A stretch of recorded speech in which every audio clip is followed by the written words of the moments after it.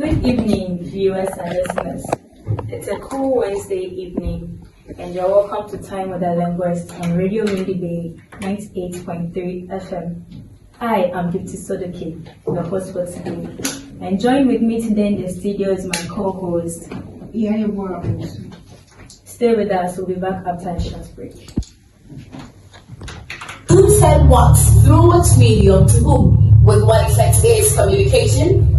Join the linguistic students of the University of Education, Winneba, on this journey into the heart of languages, delving into a fascinating field that unravels the structure of sounds and the mysteries of communication. From phonetics, phonology, morphology, semantics to syntax trees. If special things are to be left for specialists, be our guest in the world of linguistics, celebrating the beauty of languages and the secrets of human connectivity. And your best, and stay with the best. Keep an eye slot right here. It's Time with the Linguist on Radio Windy Bay. Stay with the Linguist. See the orator. Hi, language lovers. In this episode of Time with the Linguist, we delve into the intricate realm of the neurological aspect of the language and brain. Join us as we unravel mysteries of how the brain comprehends, produces and interprets language. Stay with us as we share captivating insights and uncover the connection between brain and language. Time with the Linguist is brought to you by the Department of Applied Linguistics and the Linguistic Students Association in collaboration with Radio Windy Bay, the ultimate in-campus radio. I am your host for today in the person of Gifty Sodoke.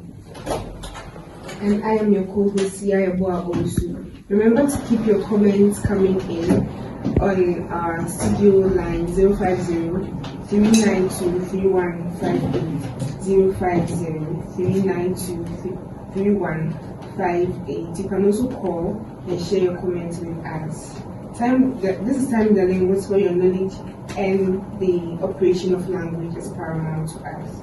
I am thrilled today to welcome our esteemed guest, who will shed light on the topic of neurological aspects of language processing. So simply put, how language is connected to the brain. So as we speak language, our brain has a role to play in the language we speak. So joining us today are Mr. Vincent Dicalo, a teaching assistant at the Department of Applied Linguistics. You're welcome, Mr. Dicalo. Thank you. And we also have Mr. Derek Fenton, also a teaching assistant at the Department of Applied Linguistics. You're welcome, Mr. Fenton. Thank you very much. And today they'll be bringing us their expertise and insights to the table on how the brain connects with language, how the language we speak is actually connected with the brain. And don't you guys think it's interesting how the brain has a role to play in the language we speak? Oh yes. So I'll ask our guests how do they think about the fact that it's interesting looking at the fact that as we are speaking, the brain is also like processing the language, producing words. Mr. Dicalo, what do you think? How isn't it interesting how the brain, how does it actually process the words that we speak? All right. First of all, I'm going to say a very big thank you, having me on the show. Talking about language in the brain is actually one of the nicest things I've actually had to do. Thinking about how fast the brain works, so especially selecting words in less than 250 milliseconds, fast pacing our words in our brain so that we can actually articulate them. It's actually interesting, but to go, straight to the point, we're going to talk about the brain. And if we are talking about the brain, that is something everybody knows. Everybody has one. Every human being has one. The brain is a complex structure. It's a complex, computer that God put in our heads, right? And we all know that it is just one entity in and of itself, but there are actually two sides, right? We have the left and the right hemisphere. That is what science will tell you. And these hemispheres, work separately to help you achieve whatever you want to achieve as a human being. So for language processing, which we are actually focused on, we can say language processing is actually, predominant in the left hemisphere, because when it comes to analytical reasoning and all this mathematical stuff, it happens in our left hemisphere. Then what does the right hemisphere do? Right, the right hemisphere is responsible for music processing, non-linguistic sounds, and anything that is not language related. Right. So I think with time we would actually get into exactly how these words are selected to allow us, produce the words we actually want to produce when we are talking to someone. Okay, that's fine. So, are there basic principles that the brain uses to process language? Is that kind of? All right. There are actually a lot of. First, let me say thank you for also having me on this show. Speaking of the processes that goes into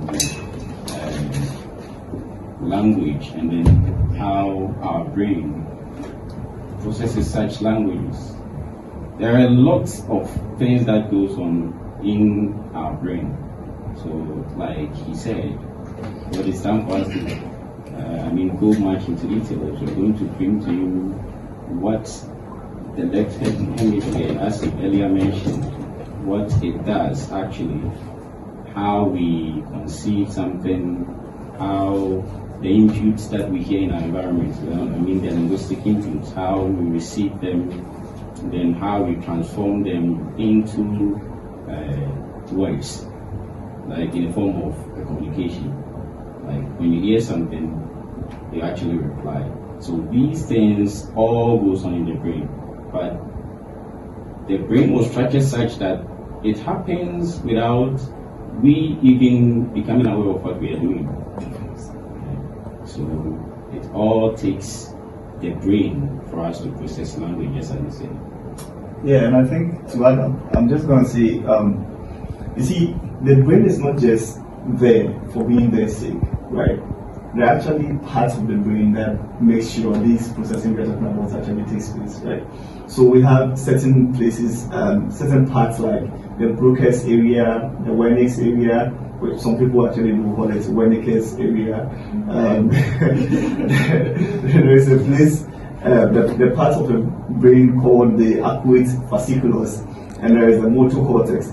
And if I'm to explain briefly, the Broca's area is actually responsible for interpreting phonetic sounds, right? What we mean by phonetic sounds, if I'm to go lower for the layman to understand, and people who do not, read linguistics to understand, we're talking about the words. When we say phonetics, we mean sound, right? So when we see the letter A, it is not produced as A. When we are talking phonetically, it is produced as A, right? So we're talking about the interpretation of these sounds. That's what the Broca's area does. And when it comes to the Wernicke's area, we're talking about interpretation or understanding of speech sounds or lexical items, right? There is the arcuate fasciculus, which is responsible for transporting or sending phonetic information from the Wernicke's area to the Broca's area, right? So we're saying the Wernicke's area is for understanding. So this arcuate fasciculus will transport, it's like the driver, right? Take the understanding we are trying to conceive from the Wernicke's area straight to the Broca's area. And there's a motor cortex, that is what directs, the muscles for articulation.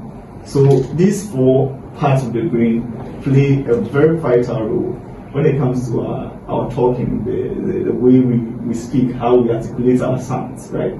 So when we are producing a word, what happens is you select a word from your mental lexicon. And when I say mental lexicon, I mean like, look at it as a dictionary. Like the brain has a part where it stores words, just words, right?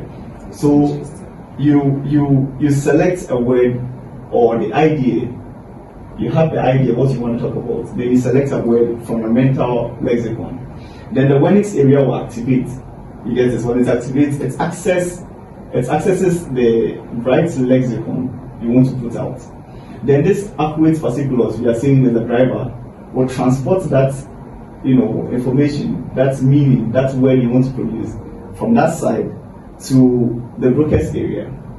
Now, when that selection is done, except it's one person to do his job, that's the broadcast, that is the motor cortex, right? The job of the motor cortex, like I said, is just going to tell you, hey, upper lip, raise a little bit, round your mouth, produce O or something like that. That is the job it does. So when we are producing sounds, these are some of the things we do. Some of the processes the brain actually undergoes. Yeah.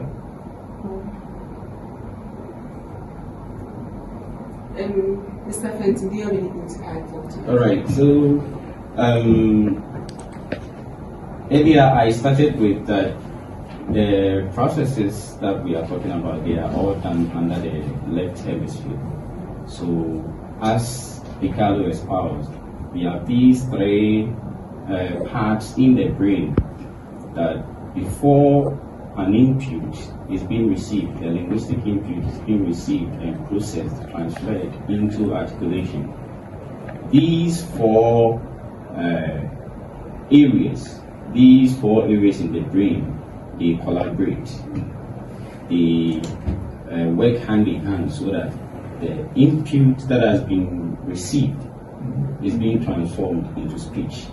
Now, just as we started, it is the Wernicke's area which is in charge of speech understanding or comprehension. So the Wernicke's area first hears whatever is being received and then transfers it to through that vehicle he was mentioned, the arcuate fascicles. The arcuate fascicles will also, as it is, transfers whatever that has been received to the Broca's area, and the Broca's area to work hand in hand with the motor cortex for the word to be articulated. So these are the processes, but it happens in a swift manner such that you, the one speaking, you don't even know this is what you're doing. That's why you can mention, you can pronounce a word and later you don't even know what he said. Yes. God is wonderful. Yes, very wonderful. Can there be a situation where one of the parts of the brain malfunctions? Yeah, of course. Yes. Probably we'll get it.